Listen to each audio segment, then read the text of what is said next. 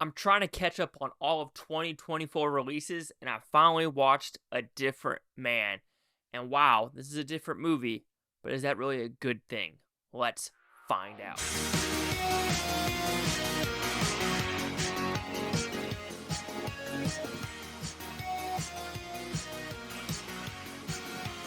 Chase Lee Hockey here with the Blue Futon reviewing A Different Man, which is about pretty simple premise. Sebastian Stan plays a guy who has a disfigured face, to put it that way, and every time he's in public, everyone are kind of shy against him, but they know he exists. However, a rare surgery comes around and his face falls off. But now, once his face falls off, a perfect part for him to be an actor has come up, and someone with another disfigured face is going to take his place.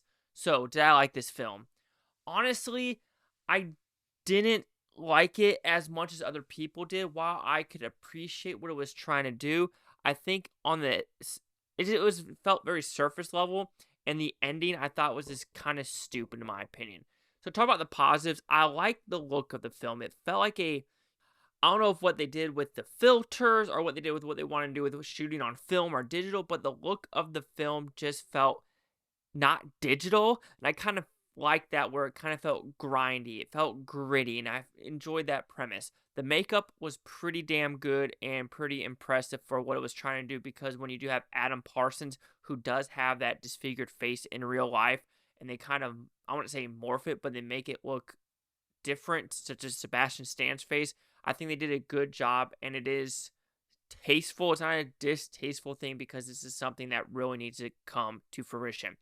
Sebastian Stan's character, like I said, he does play an inspiring actor, semi-writer, and he meets this girl who kind of has a fetish. And I think that is, to me, where the movie kind of goes downhill, is what they do with this girl character and what they do with Sebastian Stan's character and Adam Pearson's character at the very end of the film. Because, yes, while I could say the writing is pretty good for some of the movie, the acting is top-notch for everyone involved. You have a cameo from, like, Michael Shannon, and you have interesting aspects where it does make you think about when you're walking down the street, when you are talking to someone, when you see a disfigured, I hate to say it, face, do you look and think differently? And usually people do, just because that's human nature, where you see yourself in the mirror and you see something different, you always have a double take. I mean, it's the same thing for anyone. So, I mean, yeah, so it does make you think on yourself and think like, what can I do as a better person to when someone does have a figuration, or, missing thumb or missing leg, missing, arm, eye, etc., that I don't look at that person differently, or, a different man. Okay, the problem I have here, though, with this movie is the premise and what it pushed itself to. The synopsis is a part was written for him that he's been waiting for forever.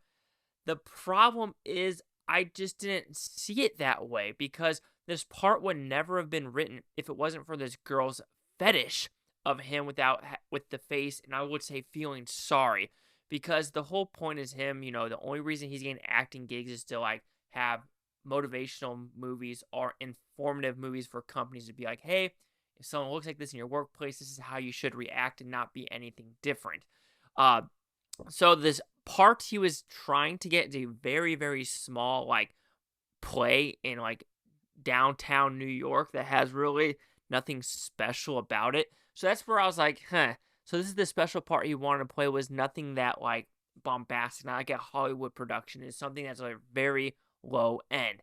And like I said, I think the struggle I have with the premise is this girl who has a fetish with the face that has no sincerity to it. You know what I mean? Because there's something with a typewriter in this film where you could tell that this girl is doing it for clout.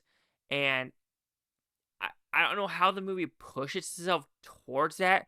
Really grinded my gears to no end, where it's like, no, this is not a perfect part. This is a part to feel sorry for people. This is a part that it just was really, it irks me a little bit. Also, Sebastian Stan's character, when his face does fall off, he totally ignores his, face or his old identity, and he calls himself something different. He was Edward, and now he's someone else. At a point, I think he needed to say who he was, and he never did that. He could have done it so many times. It's one of those things where you just like slam yourself. You're like, come on, dude. Just say who you are. Just say who you are. Just say who you are. Just say who you are. And they just don't do it. And it's fucking frustrating. Especially what happens at the very end of the film. But we'll go to that later. And then, you know, he comes very successful with his normal face. And then he kind of has an identity crisis because he wants his face back. Just because to play this small role in a podunk play, it's just like, that's where I got frustrated with, because, you know, the play was going to turn to a movie, which doesn't kind of make sense in all levels, and the movie got canned, and then we get to the very end, right? And the very end is there's a comedic, quote-unquote, accident that happens at a playhouse, then Sebastian Stan does something. I just don't understand. I don't understand why he did it or the levels. Maybe because he was just tired of being, you know, the third wheel. But at a point, don't do what you did to go to the place you're going to be stuck for 20 plus years. You just go, you know what? I check my blood test. I was this person. Check my DNA. But that doesn't happen. This movie wanted to like push the boundaries and try to like go the extra mile. And then it started getting too extreme and too unrealistic. Where I was like, you had a decent premise of a guy who had a disfigured face that wanted to know what it felt like to be quote unquote normal, and he was normal, and it could have gone somewhere. It's kind of like Amelia Perez, where they could have gone something way better for the ending, but they decided to do the shock value here, and it just didn't work for me as a overall package. So overall, A Different Man, while I appreciated the movie as a whole, I was never bored. I was entertained throughout the whole experience. It was some of the character choices, the ending, and just like couple of WTF moments where you're like, dude, get a fucking grip. You could fix this with a snap of fingers, but you're not. You're not. And like I said, the synopsis really didn't do the movie justice, in my opinion. So A Different Man will receive a 3 out of 5 with Futon. It goes at 60%. We'll see the critics and user scores gave this one. So you have critics a 92% with 163 of them. Audience score 77% with over 250. Critic consensus: surreal and unsettling, A Different Man overcomes an occasionally tedious narrative grasped by virtue of its bold, provocative approach to serious themes. Oh, when his face did fall off, though, that was damn graphic. 60, 77, 92. Chase Doc here at the Blue Futon. Like, comment, subscribe. Let me know if things Blue Futontopia. You Blue Futonians, thank you for watching. Have a great day. Watch us take tomorrow, a week, for a month, or a year from now. Every single freaking one of you. Peace and love. Peace and love. And yes, just enjoy your normalcy, because you probably have it better than 90% of people out there.